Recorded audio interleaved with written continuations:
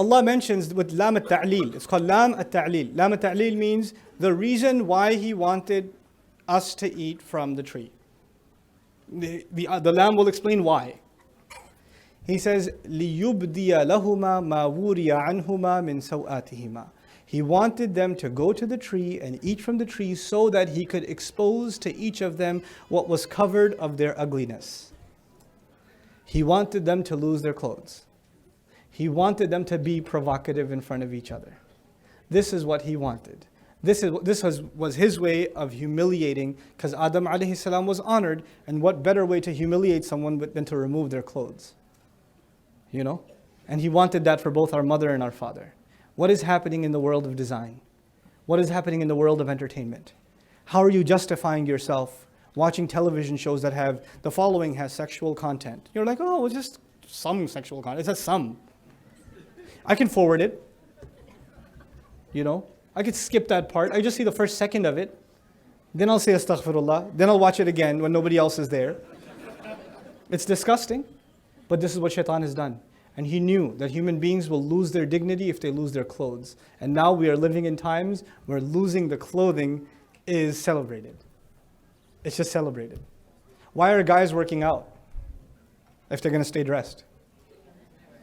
You can tell me you're working out because you want to be healthy, but there are plenty of other exercises you can do, but you want to build certain muscles of your body because eventually you want to find an excuse where somebody sees you. It's sad. Even guys. Girls, you know. Why are they, there are girls that are dressed and they want to tell themselves they're dressed Islamically. They're covered head to toe. But covering isn't just the Islamic code of dress. It's about protecting, covering what Allah beautified within you. So if you're covered head to toe, but you're wearing skin-tight clothes, you know, or you're drawing attention to certain parts of your body with the kinds of clothes you're wearing, you know, you don't kid yourself, you know. And I'm talking to you like your older brother. I'm not gonna, beat around the bush. It is like it is. My daughters have to hear this from me too. So I'm not going to come and talk to you like just a formal lecture. Somebody might get offended. Look, I'll tell you like it is. You're 14, 15 years old. You're 16 years old, 17 years old. There's no reason you should be dressing like that. There's no reason. And don't kid yourself that you're wearing a hijab, and don't kid yourself. You know? And I'm not going to call you out if you're walking by, hey, dress better or whatever. I'm not going to call you out, but this is my opportunity to call you out. And nobody else can call you out. You have to call yourself out. You have to stop letting shaitan trick you into thinking this is your way of looking beautiful. This is not. This is not. This is sad. This is what it's people who don't have anything higher to find meaning in. This is what they find meaning in. I'm not saying you shouldn't dress nicely. Girls have a natural tendency to want to dress nicely. Guys can look like homeless people and they're fine. Girls have a thing. They want to dress nicely. That's fine. You know, I wouldn't dress like this if my mom didn't tell me. I wouldn't do it, you know. So my mom said, "ऐसे जा रहे हो बाहर? ऐसे lecture दोगे? ये पहन के जाओ." Like, okay, mom, I'll dress up. Okay. You're going to go like that? Like that? To a lecture? I was like, okay, mom. All right. Fine, I'll dress like a human. But girls want to look pretty. That's fine. You know what? Cool. That's cool. No problem. Allah even says when He revealed clothing, He said, warisha, and means to look well, look nice. He did. But not provocative, and you are smart enough to know the difference, and please don't pretend you don't. You do. You know very well. And your mother calls you out on it too. Your mother calls you out and you say, Mom, come on, don't say that. You're embarrassing me. No, she's not embarrassing you. She's giving you a reality check. Because shaitan's messing with you and your mom's trying to help you out. Don't dress like that. Don't dress like this. And then there are the sad situations in our families where the mother tells the daughter, take the hijab off.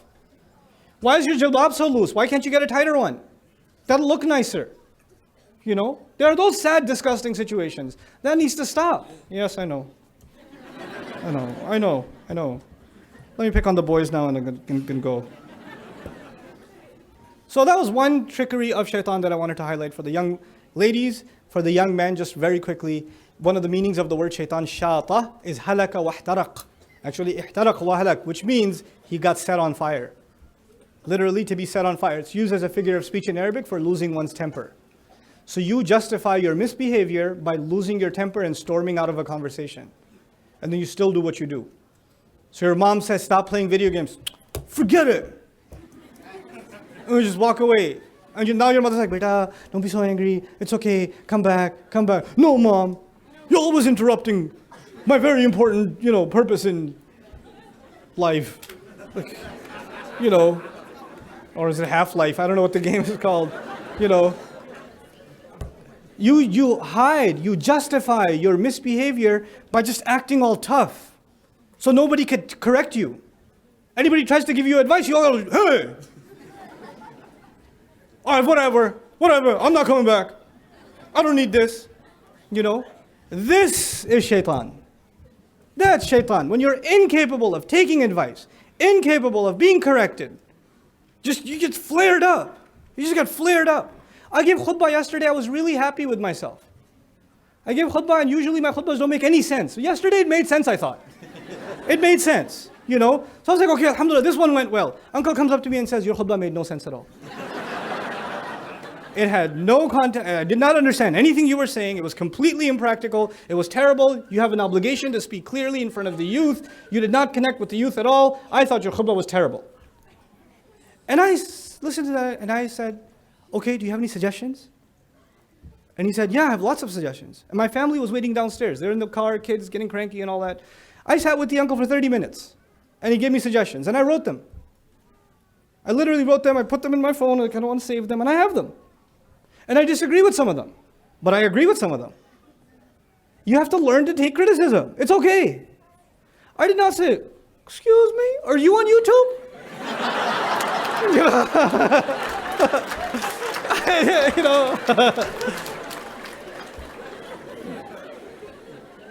No.